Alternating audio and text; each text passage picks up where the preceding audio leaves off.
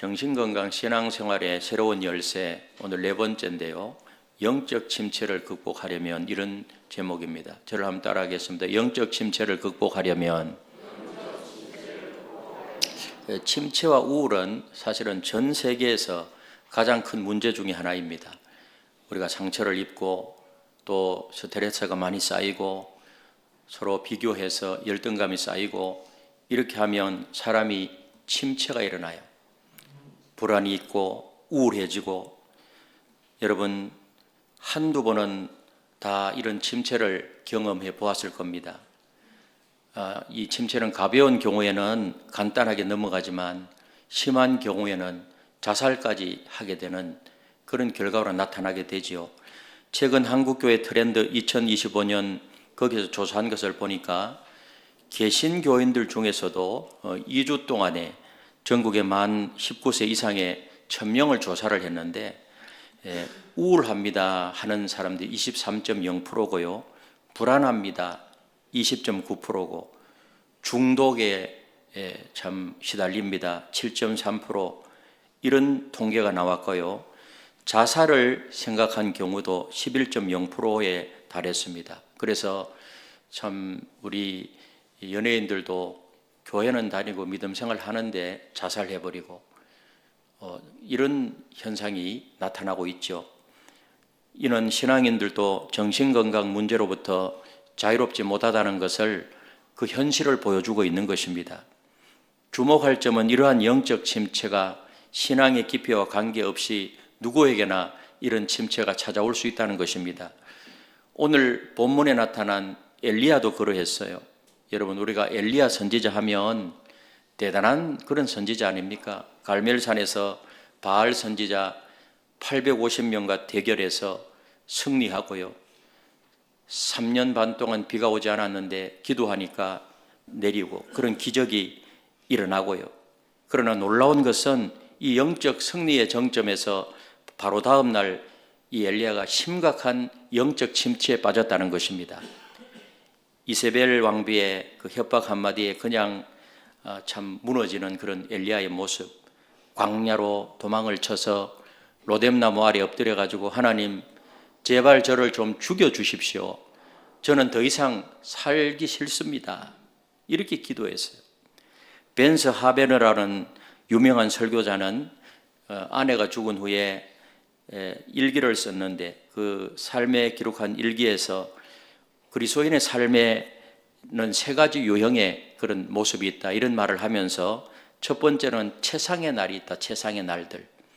여러분, 최상의 날은 어떤 날일까요?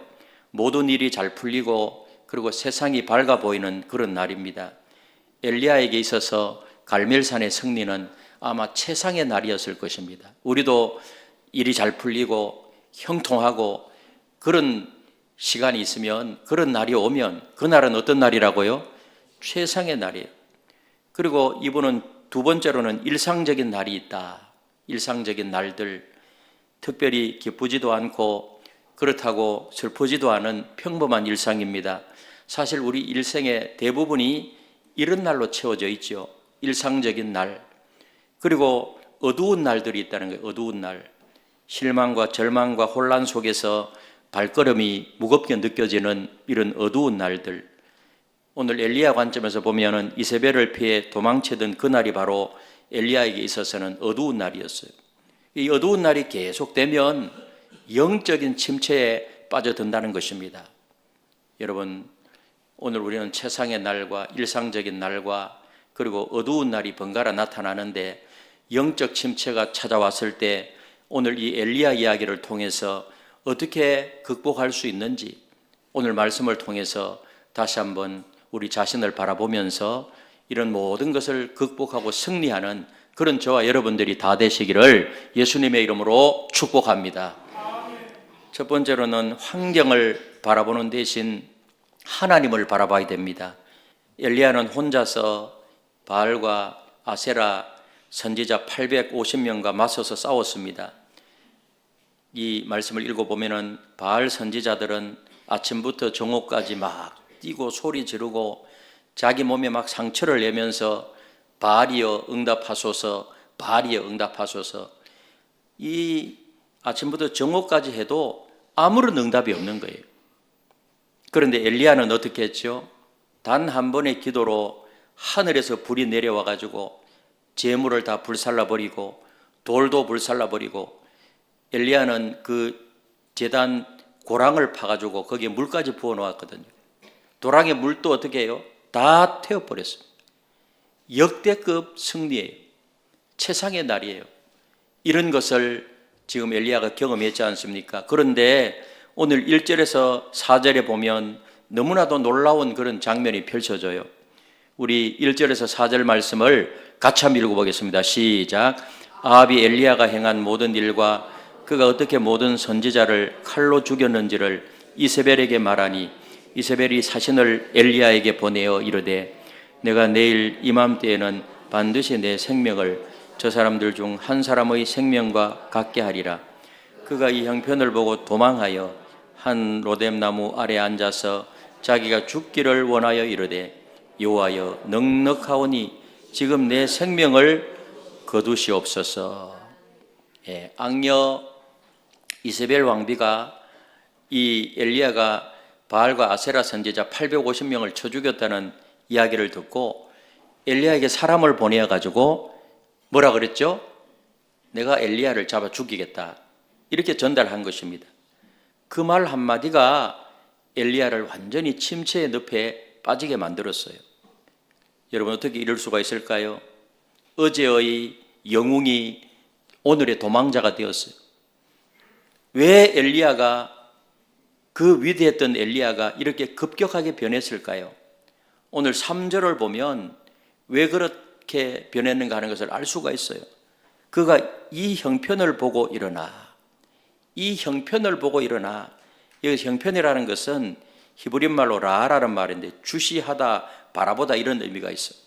엘리야는 바로 상황과 환경을 보기 시작한 것입니다. 지금 일어나고 있는 상황, 환경에 초점을 맞추어서 주시하고 그 환경을 바라보고, 그렇게 해서 엘리야가 무너지기 시작했어요. 오늘 이것을 역사적인 배경을 살펴보면 더 쉽게 이해할 수가 있어요. 당시에 북이스라엘은 아합과 이세벨이 통치했어요. 그런데 이세벨은 누구죠? 두로와 시돈에 있던, 거기서 살았는데 그쪽에는 바알 숭배가 만연해 있었습니다. 그래서 이 이세벨은 바알과 아세라 숭배를 장려하고 그리고 여호와의 선지자를 박해했던 그런 인물입니다. 그녀는 이미 수많은 여호와의 선지자를 죽였고요, 자신의 말을 실행에 옮길 충분한 능력이 있었습니다. 엘리야는 자신의 힘으로는 이 상황에서 빠져나갈 수 없다고 생각했습니다. 어디에 초점을 맞추니까? 환경에 초점을 맞추고 상황에 초점을 맞추니까 더 이상 나는 여기서 빠져나갈 수 없다. 그래서 도망을 치기 시작했습니다. 부엘세바에서 더 나아가 광야로 들어가서 그 사막의 광야에 로뎀나무들이 있는데요, 크지도 않아요. 그 로뎀나무 아래 앉아서 죽기를 지금 구하고 있는 것입니다. 이것이 바로 환경을 바라봄으로 인해서 찾아오는 영적인 침체입니다. 날 죽여주십시오. 더 이상 살기 싫습니다. 여러분, 엘리야와 같은 위대한 신앙의 사람도요, 자신의 눈앞에 닥친 상황만 바라보았을 때 완전히 무너져 내렸습니다. 호랑이같이 용맹했던 그런 선지자가 하룻밤 사이에 겁에 질린 고양이처럼 되어버린 거예요. 그 꼬라지를 한번 생각해 보세요. 여러분, 엘리야에게만 이런 영적 침체가 찾아올까요? 아니에요. 모든 것이 잘 되다가 갑자기 어떠한 사건, 한 소식, 한 말에 무너져 내리는, 내 마음이 그냥 무너져 내리는 것 같은 느낌이 찾아올 수가 있다는 거예요. 그래서 이러한 영적인 침체에 빠지게 되면 맛을 잃어버려요. 맛을. 밥맛이 없어져요. 밥맛이. 침체되어 보세요. 우울해지고요. 그리고 다운이 되고, 그리고 불안해지고, 그리고 피곤한데도 잠이 잘 안 와요. 잠맛이 없어져요. 밥맛도 좋고 잠맛도 좋은 분들은 건강한 사람들이에요. 그리고 좋았던 일도 재미가 없어져요. 활동의 맛이 없어져 버린 거예요. 삶 자체가 의미가 없이 느껴지고 사명감도 열심도 헌신도 식어지게 되는 것입니다. 삶의 맛이요, 보람의 맛이요, 이런 것이 다 없어져 버리고요. 괜히 그냥 무기력해지고 밥맛, 잡맛, 활동맛, 이런 삶의 맛, 보람의 맛이 없어져 버리는. 그리고 그 다음에 찾아오는 것이 뭔가 하면 내 믿음이 막 흔들려 버려요. 쉽게 의심하고 두려워하게 되고 그리고 실망하게 됩니다. 그럼 어떻게 될까요? 자꾸 부정적이 되고 신경질적인 그런 언어를 사용하게 되고요. 그러니까 영적 침체가 얼마나 무서운가 하는 것을 알 수가 있습니다. 그렇다면 진정한 신앙인이란 어떤 사람일까요? 히브리서 11장 1절에 보니까 믿음은 바라는 것들의 실상이요 보이지 않는 것들의 증거니, 이렇게 말해요. 믿음이 뭐예요? 신앙은 보이는 것 너머를 볼 수 있는 그런 눈이 신앙임을 믿으시기를 바랍니다. 먹구름이 하늘에 뒤덮여도요, 믿음의 사람은 그 너머에 찬란하게 빛나는 태양을 볼 수 있는 그런 눈이 있다는 거예요. 겨울의 한파 속에서도 이제 좀 있으면 찾아오는 따스한 봄 기운을 발견할 수 있는 눈, 볼 수 있는 눈, 사막 한가운데 있어도 산 너머에 시원한 오아시스를 볼 수 있는 눈, 이런 믿음의 눈, 여러분 보이는 것 너머를 볼 수 있는 그런 눈 영안이 활짝 열리시기를 주님의 이름으로 축복합니다.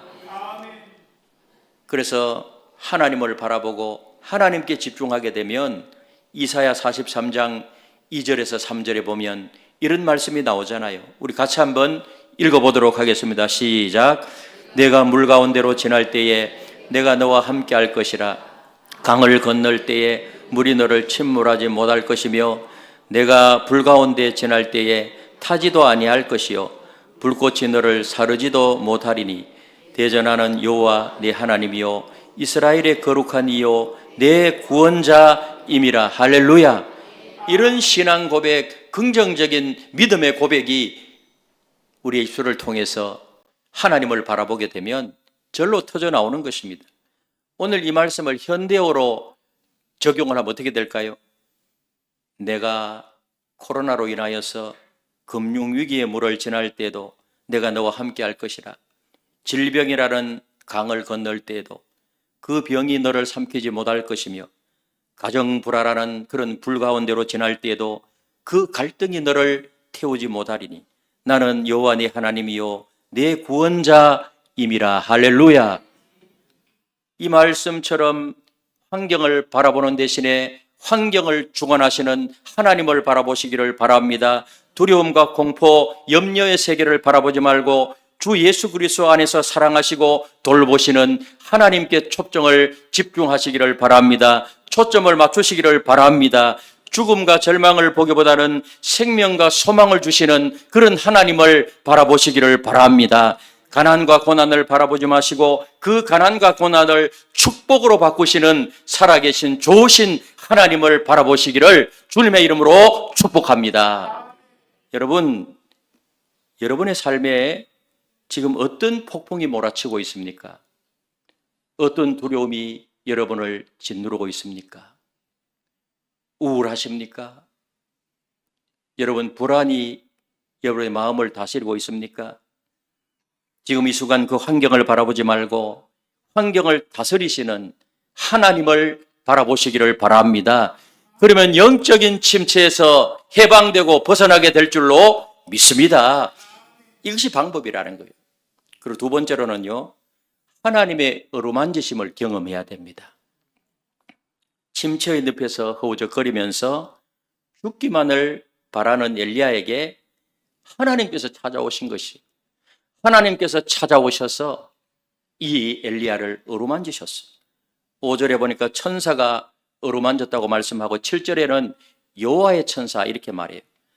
고 박윤선 박사님은 여호와의 천사를 이렇게 그 주석에 써놨어요. 같이 한번 읽어보겠습니다. 시작. 여호와의 천사는 구약시대에 나타나셨던 그리스도를 가리킨다.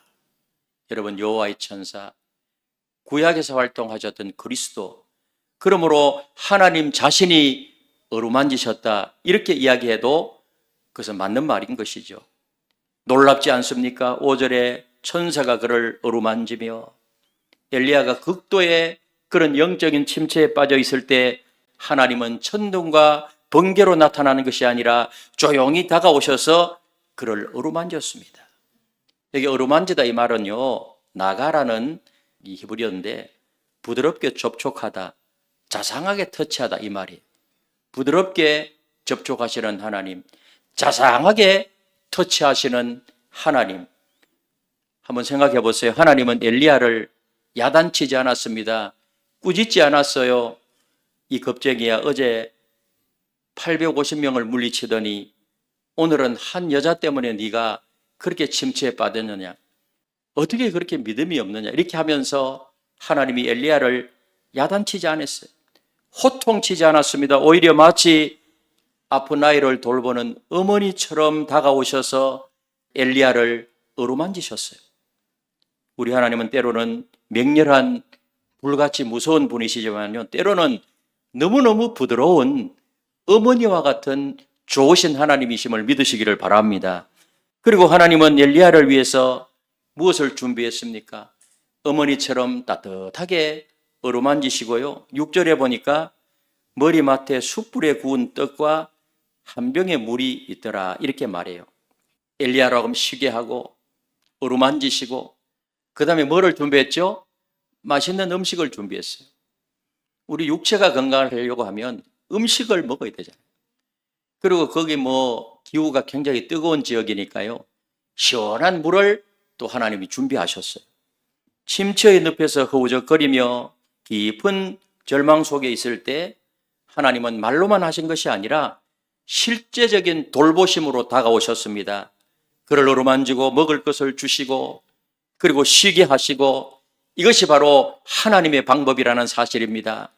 하나님은 우리가 가장 어두운 터널을 지날 때, 가장 낮은 골짜기에 있을 때, 가장 깊은 침체에 빠져 있을 때 우리 하나님은 가장 가까이 다가오셔서 우리를 어루만져 주신다는 사실을 믿으시기를 바랍니다. 우리의 필요를 제공해 주시고 우리의 필요를 공급해 주시는 그런 하나님이심을 믿으시기를 바랍니다. 저도 목회하면서 엄청난 스트레스로 인해서 마음이 너무너무 힘든 적이 있었어요. 저는 마음이 힘든 때 늘 웃고 다니니까 없을 것 같죠? 있을까요? 없을까요? 제가 있다고 이야기했잖아요. 없으면 천사예요, 천사. 그래서 밤새도록 잠을 설치다가 이제 새벽기도 나와서 너무너무 마음이 힘드는데 새벽에 다 기도하는데요, 갑자기 따뜻한 평안이 저를 이렇게 감쌌어요. 마치 누군가가 저를 안아주는 것 같은 그런 느낌이 오더라고요. 그때 마태복음 11장 28절 말씀이 떠올랐어요. 수고하고 무거운 짐진 자들아 다 내게로 오라. 내가 너희를 쉬게 하리라. 할렐루야. 수고하고 무거운 짐 다 내게로 오라. 내가 너를 쉬게 하리라. 하나님이 우리를 쉬게 하실 줄로 믿습니다. 여기 쉬게 하리라 이 말은 완전한 안식을 주다, 회복시키다 이 말이에요. 하나님은 지친 영혼에게 단순한 휴식이 아닌 완전한 회복을 약속하십니다. 완전한 안식을 주시는 그 하나님, 힘을 주시고 이 심령 속에 무거운 것들을 다 내려놓게 하시고 평안을 주시는 좋으신 하나님이심을 믿으시기를 바랍니다. 미국 심장건강센터의 딘 오시니 박사는요, 행복으로 이루는 8가지 길이라는 그런 책을 썼습니다. 그래서 이 책에 보면 어루만짐이 굉장히 중요하다라는 그 표현을 해놨어요. 어루만짐. 사람이 서로를 어루만질 때 그 체내 옥시토신이라는 호르몬이 분비가 되어서 스트레스가 감소되고 면역력이 높아지고 행복 지수가 높아진대요. 하나님은 이미 수천 년 전부터 이 원리를 알고 계셨어요. 그래서 사람과 사람 사이에도 서로 이렇게 어루만지는 것이요, 굉장히 건강에 도움을 준다는 거예요. 그래서 부부가요, 많이 어루만지세요. 부부가 어루만져야 돼. 옆에 오면은 발로 차지 말고 이 실제로 건강하고 또 우리 여성분들이 남자들보다 평균적으로 더 오래 살잖아요. 그 오래 사는 이유 중에 하나가 여성들은 뭐든지 터치를 많이 한대요. 남자보다. 우리 손자, 손녀들도 늘 안고 이 터치하는 게 굉장히 중요하고요. 그리고 또 뭐든지 자꾸 일을 하잖아, 여자들은. 남자들은 참 연세가 많이 들면은 이렇게 터치할 게 별로 없어지거든요. 그러니까 부부 이렇게 건강하게 사실 때 자꾸 이렇게 악수도 하고 걸을 때도 손잡고 걷고 한 사람 남편은 저쪽이고 아내는 그러니까 그렇게 하지 말고 이 어루만지는 거 굉장히 건강에 도움이 된대요. 아멘. 다른 여자 남자하고 어루만지지 말고 누구하고? 부부가. 여러분 하나님의 손은 창조의 손이고 구속의 손이고 치유의 손이심을 믿으시길 바랍니다. 그 손이 어루만지게 되면 어떠한 일이 일어나는 가 죽은 나사로가 살아나고요. 맹인이 눈을 뜨고 나병자가 깨끗하게 되고 죄 많은 여인이 용서함 받는 이런 놀라운 은혜가 있다는 사실을 우리는 말씀을 통해서 알지 않습니까? 여러분 혹시 영적으로 침체되어 있습니까? 삶이 너무나 무거워서 더 이상 걸을 수 없는 것 같은 그런 느낌이 있나요? 모든 것이 막 무기력하고 무의미하고 그런 마음이십니까? 조용히 하나님 앞에 가서 앉으시기를 바랍니다. 너무 분주하게 돌아다니지 마시고요. 여러분 침체되어 있을 때는 너무 분주하면 안 돼요. 그때는 어떻게 하라고요? 잠깐 쉬어야 돼요. 엘리야가 침체에 빠졌을 때 하나님이 어루만지시면서 쉬게 했거든요. 하던 일을 멈추고 조용히 하나님 앞에 나오십시오. 엘리야처럼 하나님과 단둘이 있는 시간이 필요합니다. 그리고 솔직하게 감정을 표현하고요. 아프고 낙담된 마음을 그분 앞에 다 쏟아내었어요.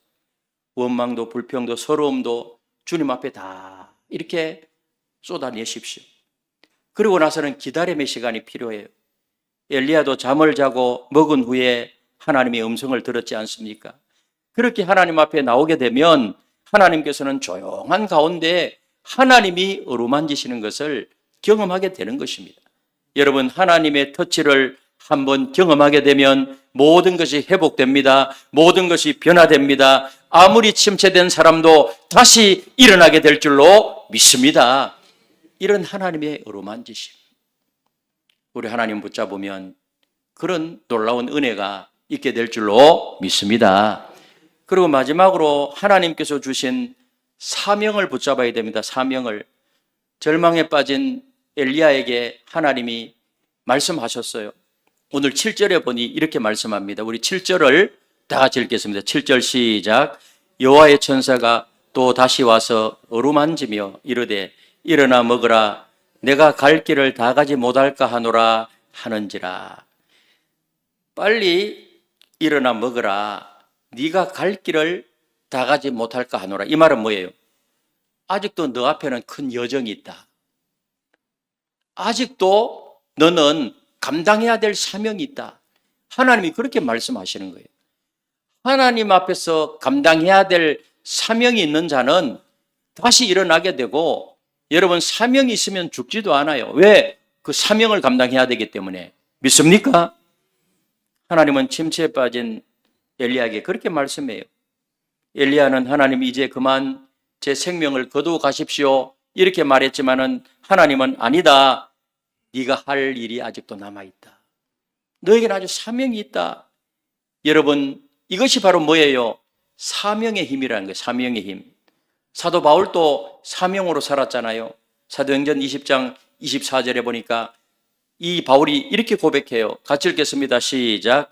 내가 달려갈 길과 주 예수께 받은 사명 곧 하나님의 은혜의 복음을 증언하는 일을 마치려 하면은 나의 생명조차 조금도 귀한 것으로 여기지 아니하노라.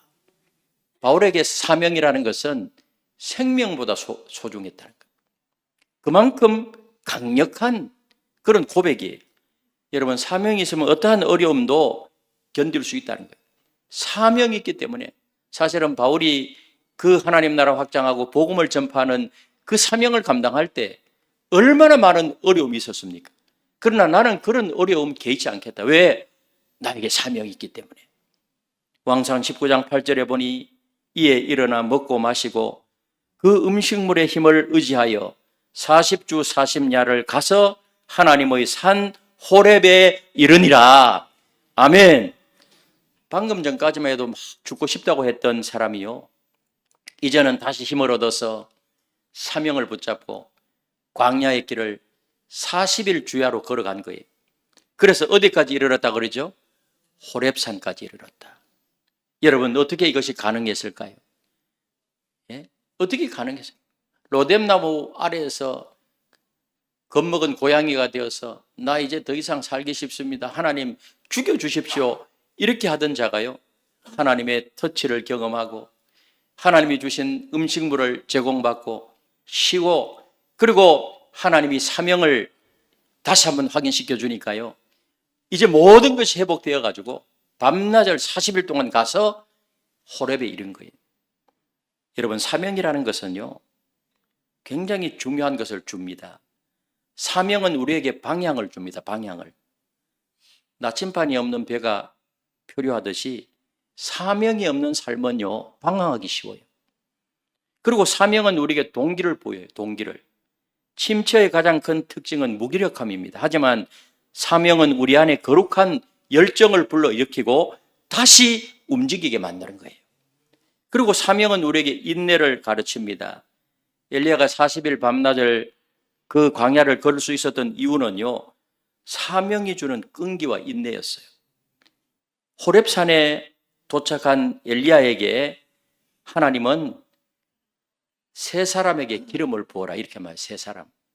15절 16절에 나오는데요, 세 사람에게 기름을 부어 다음 세대 리더십을 세우라, 이런 사명을 준 거예요. 기름을 부어가지고. 이는 단순한 개인적 회복을 넘어가지고 하나님 나라의 미래를 준비한 그런 중대한 사명이었어요. 이 세 사람 기름 부어서 다음 세대의 리더가 될 수 있도록 해라. 그래서 이 엘리야가 그대로 행하는 것입니다. 오늘 여러분이 이런 영적인 침체 속에 있다면 하나님이 나에게 주신 사명이 무엇인가 다시 한번 돌아봐야 됩니다. 여러분, 우리 예수 믿고 구원받아 하나님의 자녀가 되었다면 우리 모두에게는 사명이 있어요. 사명. 그 사명이 뭔가 하면 하나님 나라 건설이에요. 하나님 나라 확장이에요. 이런 사명이 우리에게 다 주어져 있어요. 그래서 우리는 이제는 삶의 목표가 있고 우리는 다 사명자예요. 그래서 강력한 사명의식이 있는 사람은요, 지엽적인 것 때문에 상처 안 받아요. 바울도 사명을 가지고 일을 할 때 주의 사람들이 바울을 막 핍박하고 공격했잖아요. 그 바울이 고백하는 것을 들어보면 나는 그런 거 개의치 않겠다. 상처받지 않는 영혼이에요.